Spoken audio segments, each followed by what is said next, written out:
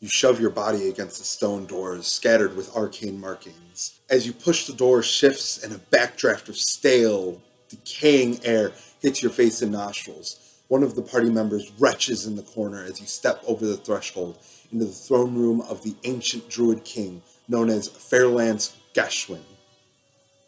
You step forward, being careful to not set off any traps. As you look, you see the item that you have been searching for 5 years now, the gauntlets of fate, adorning the king's arms, while he sits upon his throne of bark and vines that seem to still be alive, even though 1,000 years have passed.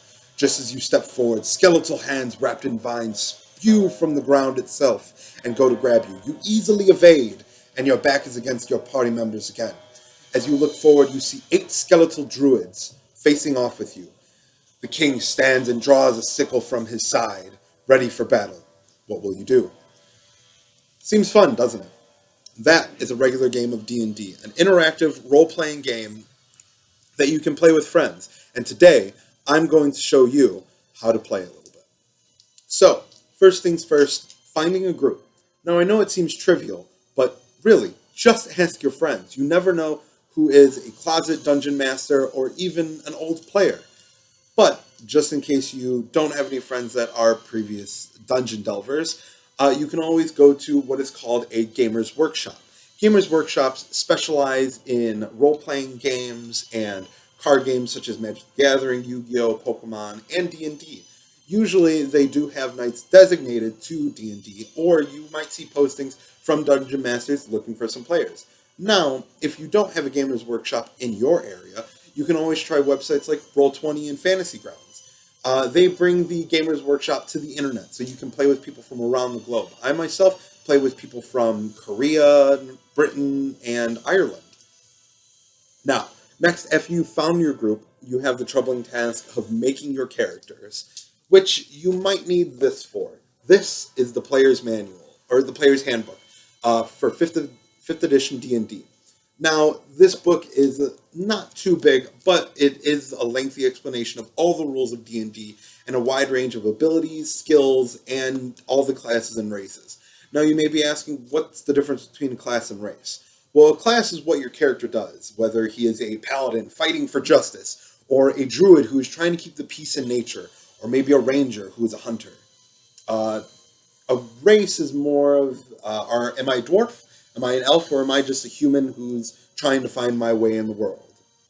Now, if that's a little too hard for you, you could go a simpler way about it, which is just making a backstory and getting your stats. Now, what are stats? Your stat attributes are 6 attributes that your character must have to see how good your character is at something. 6 attributes start with 1, strength, which would be how hard you can throw a tomato. Dexterity, how fast you can dodge that tomato. Constitution, which would be how you can digest a rotten tomato. Intelligence, which is knowing a fruit is a tomato. Wisdom, which is knowing a tomato doesn't go in a fruit salad. And charisma, which is convincing that person that that fruit does go in that fruit salad. Now you may be asking, how do I get these abilities? Well, we take these, which are a normal D6 dice. You take 4 of them and you roll them once for each of the attributes. You take the 3 highest and you add them together. Now there you go. You have your attributes. Now, if you're a new beginner and you really don't know anything about it, you can always go onto a website called Wizards of the Coast, who are the people who own D&D and many other RPGs. Wizards of the Coast has templates which have your backstory, they have attributes that are already done out for you, they have all of your weapons. All you have to do is add a name to the top of the sheet. So, now that you have your character, now you need to know how to play. So I have been saying a term that you may not know, Dungeon Master.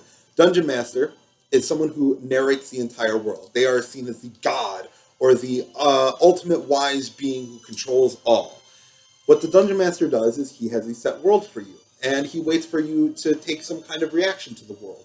They also control all the NPCs, which are non-player characters, in the world. Your Dungeon Master will bring an NPC to you. You may want to just talk to them. Your Dungeon Master will have you either roll or roll himself, and will let you know if you are successful in doing so or not.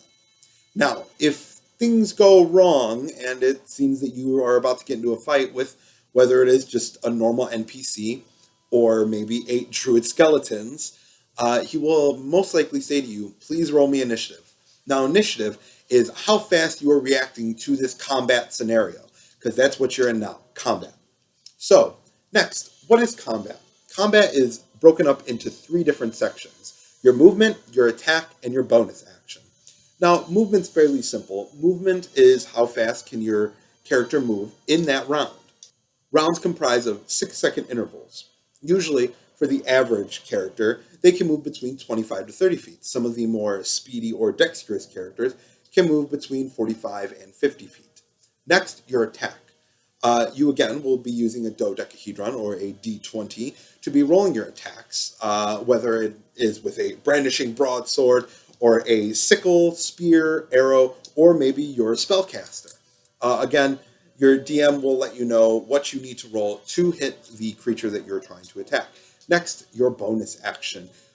Bonus actions apply to classes and races. Certain classes and races can do special things, such as rogues who can hide and do dash actions as bonus actions. Others, like spellcasters, can cast certain spells as bonus actions, but for the everyday player, it's usually just used to drop or pick up a weapon, grapple someone, or even drink a health potion. Well, that's a beginner's guide to what D&D is. So, I'll leave you with this question. What would you like to do, young hero?